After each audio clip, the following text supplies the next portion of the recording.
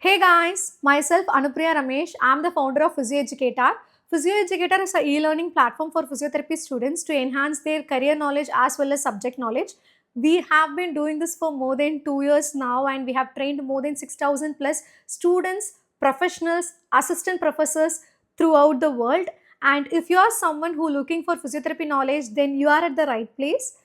PhysioEducator social media handles are available, and we are most active on our Instagram, and this 2025 we decided to get more active on YouTube as well.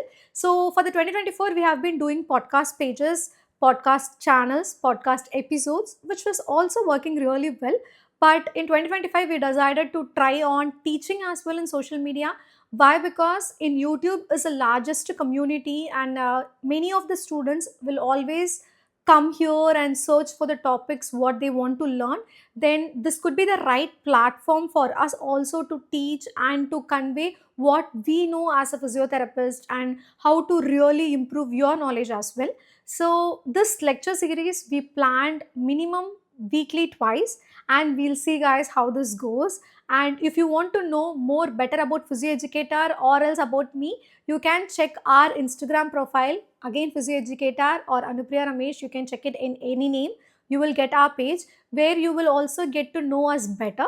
Apart from that, if you are really looking for meaningful content, knowledgeable content on physiotherapy, please subscribe to our channel, and definitely you will get loads of knowledgeable content which will definitely 100% improve your educational level as well as your career knowledge as well. So without further ado, let's start our first episode. So this is PhysioEducator lecture series, and I haven't named it yet. So if you think a perfect name for this lecture series, guys, please drop it on the comment. We will have it hereafter. So right now I don't have a name on my mind, so we are just starting like welcome to PhysioEducator lecture series. In today's topic, we are going to work on shoulder X-ray interpretation. So you might be probably thinking, as a physio, do we really need to know about X-ray interpretation skills? X-ray interpretation skills are something which is always kept in the gray area, where physios actually, once they started practicing, once they started to see patients, they will face this issue. But in our college we never had this in our mind, or we never faced it. But as a physio, whenever we see a patient, they will give it. Not whenever we see, most of the times, I would say most of the times if we see a patient, they will definitely give us an X-ray, and they want us to interpret. But most of the times I have seen physio struggle. Why? Because I am taking this topic because as a physio I struggled a lot in my early stages of career how to interpret an X-ray. So X-ray interpretation skill is a vital part for our career more than the theory part in the subject as well.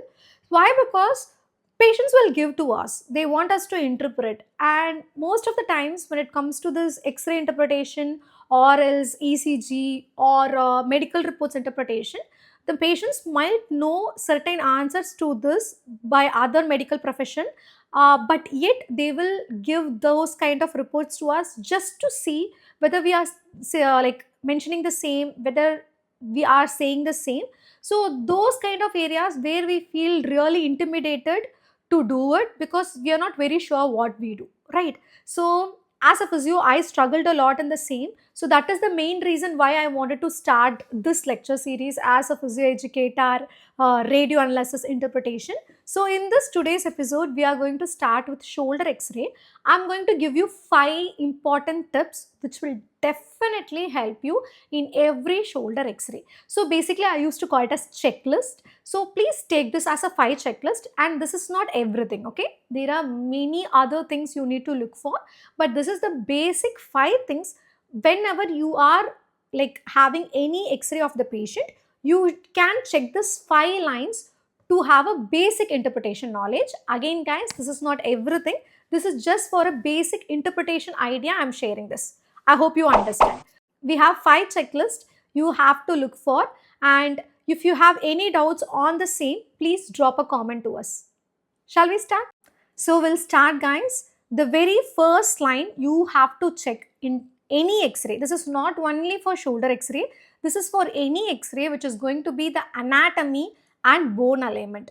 you should know in that particular joint what exactly we can look for, what exactly we will see, and how the bone looks, how the anatomy looks. For example, let's say we are in shoulder x-ray, right? So in the shoulder x-ray, you need to know what is acromion process, what is clavicle, you have to know what is humeral head, where is the glenoid process. So you have to know all those things. The anatomy and the bone alignment is the first process for any x-ray, not only the shoulder x-ray, because let's say if you don't know what is normal, then what is the point of understanding what could be the abnormal, right? So you need to know what is the normal alignment of the shoulder x-ray, not only for the shoulder, any other particular x-ray you need to look for the same.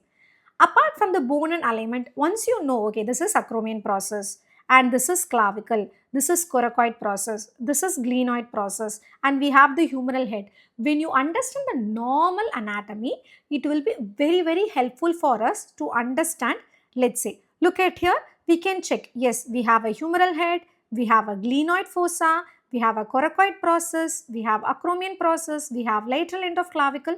We can look all those things, how the ribs look, whether there is a crack in the ribs, how the scapula looks, because in a shoulder x-ray we can able to see the humeral head, scapula, acromion process, lateral end of clavicle.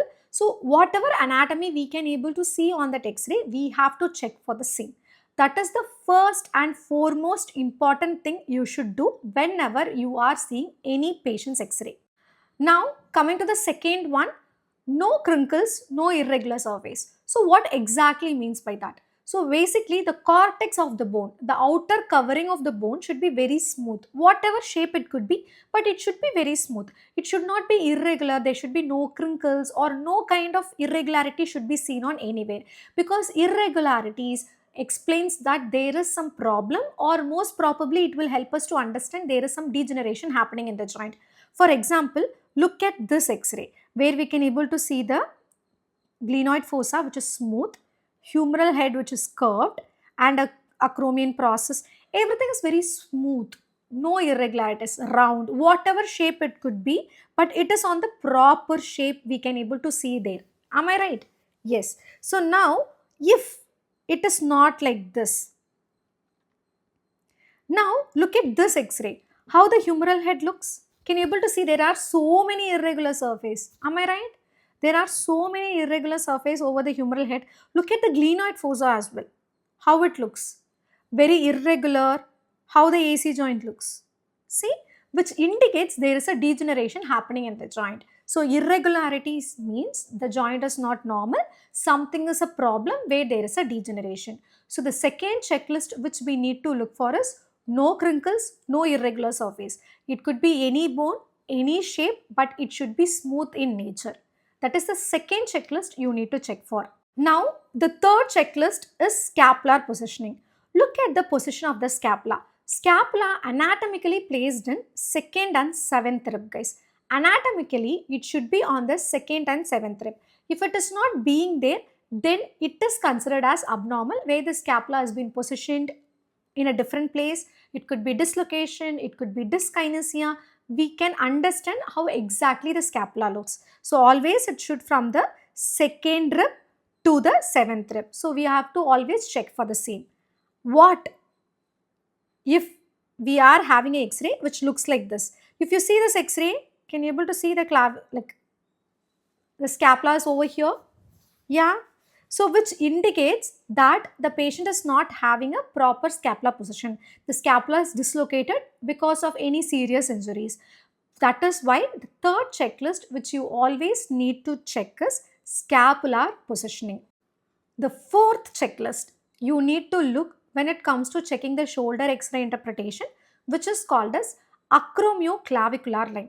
So what exactly mean by acromioclavicular line? So when you look at a patient shoulder x-ray, look at the inferior line of acromion process to the clavicle. It should connect like this. When the lines are connecting, that indicates AC joint is normal. When the lines are not connecting, when the joint is not connecting, that indicates acromioclavicular joint have a dysfunction. So the next thing, apart from the crinkles, apart from the anatomy, apart from the scapula, rib, other positioning, you have to look for the acromioclavicular line. Look at here. Now this is acromion process, but this is clavicle. The lines are not connecting. That indicates AC joint is dislocated or any other abnormalities. Most probably it is AC joint dislocation. So you have to always look for the AC joint inferior line, connecting line. It should be normal for us to understand. The fifth point, fifth final checklist will definitely help you to understand better, which is going to be the space. Okay, the fifth one, which is going to be the space, we have two spaces which we need to check for. The first space is called a subacromial space. So what exactly mean by subacromial space? From the AC joint to the humeral head. This space is called a subacromial space. Subacromial space approximately in healthy individual should be 1 centimeter. Okay, why it should be in the 1 centimeter? Because here only we have biceps, we have supraspinatus, we have bursas. These are the content which is passing on in the subacromial space. Whenever the space has been reduced, that indicates there is a higher chance of patient going through a impingement issue, or else there is a chance for impingement, because in the subacromial space only we have bicep muscle, supraspinatus, long head of biceps, supraspinatus, bursas, which is passing through the same.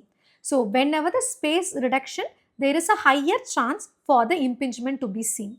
The next space which is we are going to check for is AC joint space. The distance between the clavicle to the acromion process. Guys, this is absolutely normal one. Don't think it is a abnormal. I have seen many juniors think that is a fracture. Please, that is not a fracture. Every bone, every joint, not a bone, every joint will have a space, which is very normal. Here also we have the space, so don't think it is a fracture or abnormalities. It's a very, very normal one. What if the space is not there? Look at this X-ray where there is no space. This indicates the patient is having AC joint degeneration. So the space is completely normal. If the space is not there, then we have to look for the degenerative changes in the patient, where the patient most probably complains pain in the abduction, at the end range of abductions, all sort of stuff. I hope you learned the 5 basic things which you really need to look for shoulder X-ray. And for more updates, please follow, subscribe Physio Educator page, or else you can watch our Physio Educator Instagram channel to know more updates. And if you like to learn a detailed version of whole body joint X-ray interpretation, in this Jan batch, we are having an X-ray interpretation class where we will be discussing in depth of all joints, what are the checklist, what are the abnormalities, how to really see, and what could be the normal potential pitfalls we see in the X-ray for as a physio point of view. If you like to join, please go to our either our physiotherapy Instagram channel, which is Physio Educator, or else you can go to our website www.physioeducator.com. The class is starting from Jan 6th. If you are interested, you can either join through our website or else go to our Instagram page or drop a comment. We will share you all the details and we'll meet you on the Jan batch if you want to learn furthermore.